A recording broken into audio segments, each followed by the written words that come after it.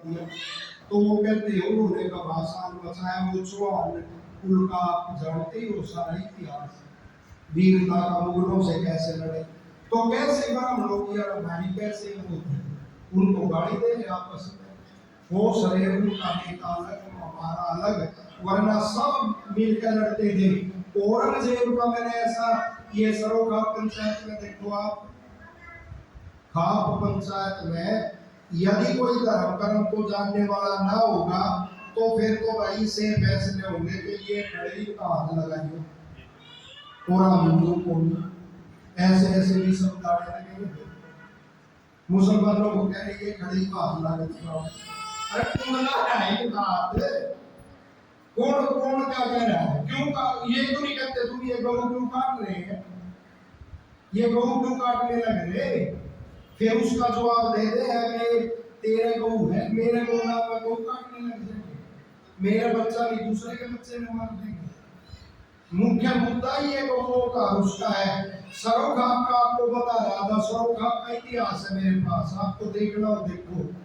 औरंगजेब ने जिस समय अब औरंगजेब को क्या तो इस्लाम को मानने वाला नहीं था उनसे कहलवाओ खाए वो इस्लाम को मानने वाला ये सब ढकोसले हैं। ये कहते हैं ना अंदाज इस्लाम ये नहीं सिखाता वो नहीं सिखाता फिर ये कहते भाई औरंगजेब इस्लाम को मानने वाला नहीं था। औरंगजेब ने जिस समय कट्टरता करी और सारे के सारे हिंदुओं को वो करने लगा कम करने लगा खा पंचायतों को कम करने लगा तो खा पंचायतों ने अपने नुमाइंदे भेजे दिल्ली में और दिल्ली में उसके दरबार में 5 व्यक्ति अंदर गए प्रतिनिधि कहते भाई ये प्रतिनिधि है हमारे उनके नाम भी लिखे हुए एक था हरभजन ध्यान से सुनो एक था सदाराम ब्राह्मण एक था अनंत राम गुर्जर एक था बाबरा वाल्मीकि और एक रूडामल वैश्य बढ़िया अलग अलग थे तो क्यों लड़ रहे थे उसके यार आप आपस में अंदर गए अंदर जाकर उसी ने बुलाए थे और संधि करने के लिए अंदर उसने बुलाए और एकदम से कहने लगा कि क्यों अल्लाह बजा रखा है और ये बदलो अपना धर्म और इस्लाम स्वीकार करो। तो हरभजन जो था वो पता ये तो आत्मा का विषय है धर्म कोई वाणी का तो भी है मैं क्या तुमने बदल दिया और ईश्वर तो एक है न्यायकारी है और हम उसी को मानने इसको बदलना है सत्य को कैसे छोड़ दो। तो वो बोला काफिर या तो धर्म बदल या मृत्यु एकदम हरभजन ने कहा तो नीच है कुत्ता भी कहा उसके लिए के गहराई को पढ़ता है और कायर है तू ऐसे शब्द कहे और हिम्मत है ऐसे बहस होती नहीं ये हिम्मत है तो तलवार ले और दोनों युद्ध करेंगे आपस में लेकिन उसने 500 को जिंदा से मार दिया एक ने भी अपना धर्म नहीं छोड़ा राज जब भी स्वामी स्वतंत्रानंद जी लिखते हैं जब भी खाप की अरुण की संधि होती थी ना खाप के साथ लड़ाई होती थी चंगेज खां के साथ खापों ने लड़ाई की और जब भी संधि होती थी तो खाप एक शर्त टेकती थी कि वो हत्या नहीं करोगे। जब 1857 में बहादुर शाह जफर को वो बना दिया सम्राट भारत का घोषित कर दिया उसमें हिंदू सैनिक भी थे तो बहादुर शाह जफर ने घोषणा कर दी तो मुगल सम्राट था उसने घोषणा कर दी कि गऊ को मारता हुआ कोई मिल गया ना उसको गोली से उड़ा दो। और आज एक बार भी इनके मुंह से निकलता हो हमारे जो समाज के ठेकेदार भाई क्यों गऊ काट रहे हैं तुम क्यों यूं मतभेद फैला रहे तुम क्यों राम ने कोस रहे इनके नेता क्यों मनु ने कोस रहे तुम मनु को तो गालियां दे रहे हैं सब ये फलानी आर्मी है वह दिगड़ी आर्मी है वो मनु ने गाली दे रहे मारे चौधरी उनके साथ सटे सब क्या कर रहे कि यूं बहुत बढ़िया नेता मारा तो मैं अपने नेता ही नहीं पता को वो उसको कह रहे कि वाह ये तो इतना बढ़िया युवा है ये इतना बढ़िया नेता है और वह मनु ने गाली दे रहे हो तो फिर क्यों रोकते हो कि एक गोद में ब्याह होगी एक गांव में विवाह होगी ये सारी मनु की प्रथाएं हैं कि एक गोद में विवाह होना चाहिए और दूर विवाह होना चाहिए ये सारी की सारी उसकी मनु की तो बनाई हुई है। एक गांव में एक सरपंच होना चाहिए इतने गांव में एक प्रधान होना चाहिए उससे बढ़ के इतने गांव पर ब्लॉक समिति जिला परिषद ये मनु के बनाए हुए हैं, पंचायत मनु की बनाई हुई, और पंचायती मनु को गाली देने वाले का स्टेज से हटकर तो इस देश का क्या होगा, इस देश का चरित्र कहा जाएगा। मैं शिवाजी की बात कर रहा था। समर्थ गुरु रामदास ने उसको राजनीति का उपदेश दिया। समर्थ गुरु रामदास ने देख लिया कि जीजाबाई इसकी मां ने ये धार्मिक तैयार किया है, इसको रामायण की कथाएं सुनाई हैं, इसको रामपाल दास की कथा भी सुनाई, इसकी कथा सुनाई है रामायण की, इसको कृष्ण की नीति सिखाई है। कृष्ण की नीति तो उन्होंने सीखी है हमारे से विदेशियों ने, ये क्रिश्चियन है ना जी, एक विद्वान कहता है कृष्ण नीति है, क्रिश्चियन नीति, कृष्ण नीति उन्होंने सीख ली हमारे से कि सारे देश में अपना राज करो। जैसे कृष्ण ने उसको बना दिया था ना युधिष्ठिर को चक्रवर्ती सम्राट, तो ईसाइयों ने भी एक नीति अपनाई कि इनका धर्म आदि बदल कर पूरे विश्व पे ही अपना राज्य होना चाहिए। तो उसने कृष्ण आदि की नीति उसको सिखाई शिवाजी को, और अकेले शिवाजी ने देख लो कैसा एक घमासान मचा दिया। औरंगजेब जब मरा ना तो बहुत सारा भारत का राज्य था उसके पास, और उसके खोप से ही थे बड़े बड़े योद्धा, लेकिन मरते मरते भी करा आया था। तो एक ने सवाल किया कि जी क्या हो गया कि मरते मरते भी आप क्यों कर रहे हो? बोला भाई एक दूसरे का मरना हो कि उसका आखिर शिवाजी ने नहीं पकड़ पाया, कि उसने मेरी नाक में दम रखा, उसने मैं चाह के नहीं पकड़ पाया, इसलिए मैं दुखी होकर मरा। और शिवाजी ने उसके छक्के छुड़ा दिए। और दोनों के चरित्र में उसमें अंतर देखो, शिवाजी मनु और राम की परंपरा का था, उसका चरित्र देखो, कहते हैं उसके दो वो थे ना, गौर सिंह और श्याम सिंह, दो वो थे उसके गुप्तचर। तो एक बार युद्ध के दौरान एक लड़की को उठाते हैं, मुगल लड़की को, बड़ी सुंदर लड़की होती, और शिवाजी के सामने खड़ी कर दी उसने, गौर सिंह ने, कि लो जी युद्ध में ये वो लाए उपहार आपके लिए। शिवाजी उसकी तरफ एक तक देखते रहे। अब उस लड़की के भी वो क्या समझे कि भैया ऐसे कैसे पूछ गया, वो लड़की रोने लगी। तो शिवाजी कभी आया क्या ये क्या सोच रही है? शिवाजी एकदम बोले ओ मत, कि मैं तो तेरे को इसलिए देख रहा आपको कि मेरी माँ जीजाबाई इतनी सुंदर होती तो मैं भी कितना सुंदर, और जिनको तुम ये कह रहे हो उनके तो हजारों हजारों हमारी माताओं को हजारों। ब्रह्मचर्य का शब्द किसने दिया? वेद ने दिया और मनु ने दिया। ये शब्द सुनने को भी तरस जाओगे।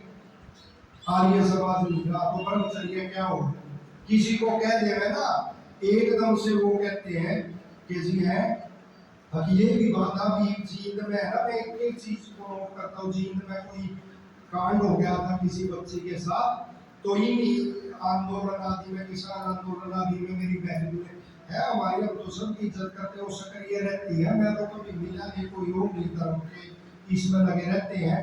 उसका मैंने एक न्यूज चैनल में सुना कि भाई ब्रह्मचर्य का आपको होना चाहिए प्रचार, जैसा कि आर्य समाज करता है। अब भी बचे हुए हो, अब भी निकल लेंगे, अब भी प्रचार कर लेंगे अपना, तो अब भी बचे हुए हैं।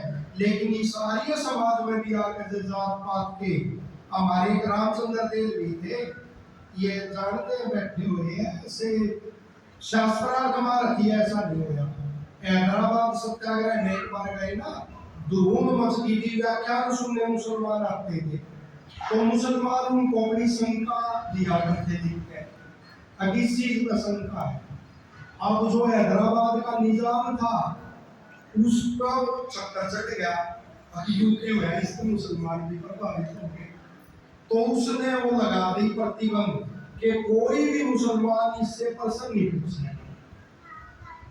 जब उसने ये प्रतिबंध लाया तो उसने और वो नए करेला लगाया, वो बोला भाई जिस मुसलमान ने प्रश्न पूछना हो ना वो अपना प्रश्न ही निवाद दे दिया, अब वो मेरे को देगा, फिर तुम्हें बच जाओगे, तुम्हारे को कुछ नहीं कहेगा।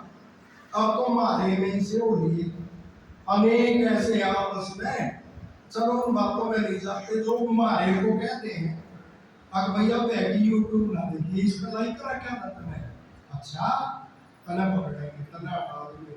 अब तो मारे में इसे होगी, जब तो आपस में ऐसे थे, तो वो रामचंद्र देव भी वहां जाकर वो पूरा वो कर दिया। तो वो कहते हैं रामचंद्र देव भी, देखो अनुभव ले लेना चाहिए इतने बड़े विद्वान का, कि कोई भी जाति का कार्यक्रम होगा भाई, कि उसमें अवॉइड करा करो, उसको मत जाया करो उसमें, और जाओ तो अपनी बात रखा करो।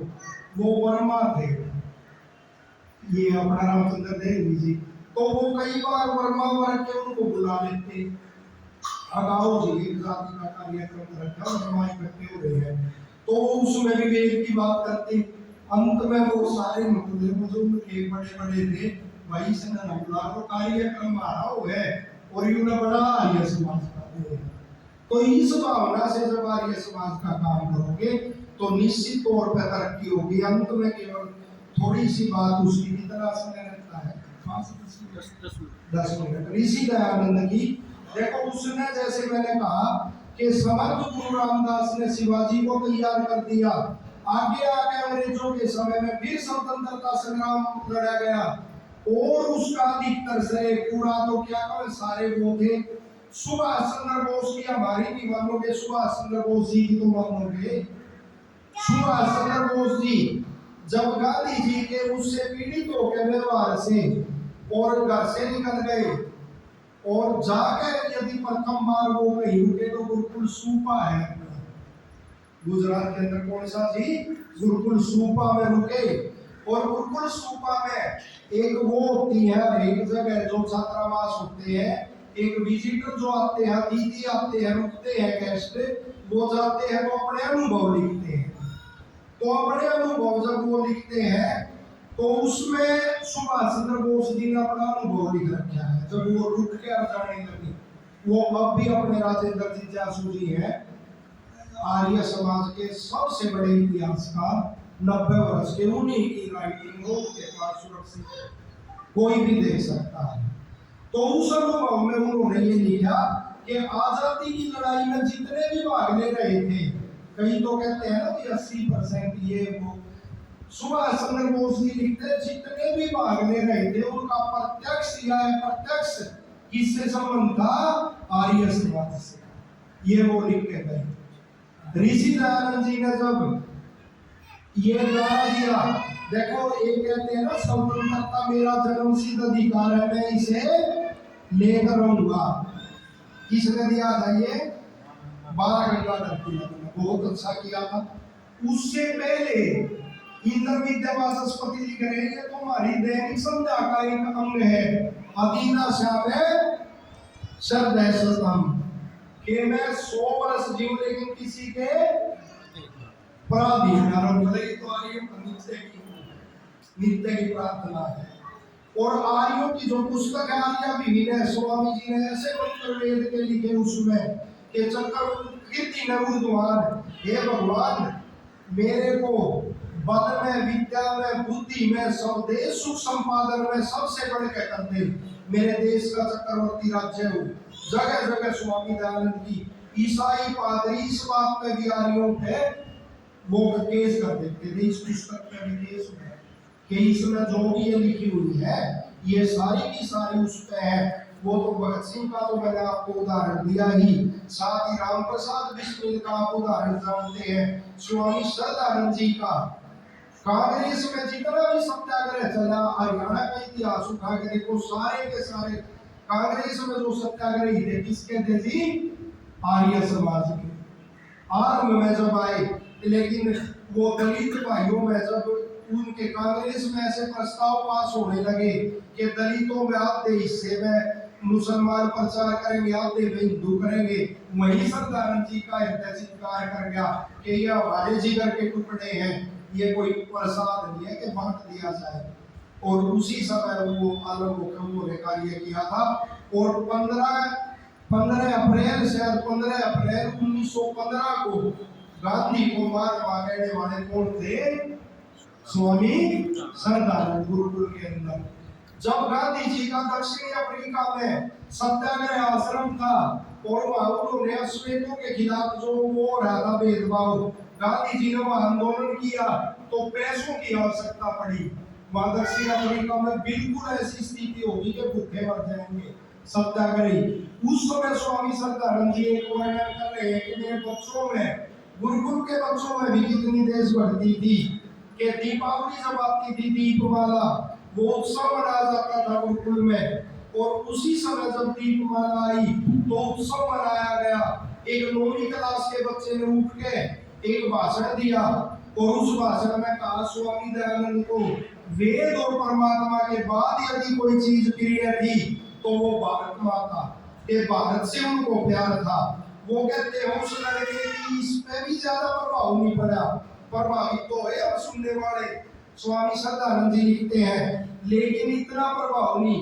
आगे उसने पंक्तियां कही कि रूखी सूखी खाएंगे, भारत की जय जय गाएंगे, सूखे चने चबाएंगे, भारत पर वारे जाएंगे। कि उस बच्चे ने जब ये कही तो श्रद्धानंद जी कहते जितने हम बैठे हुए थे सबकी आंखों में आंसू आए।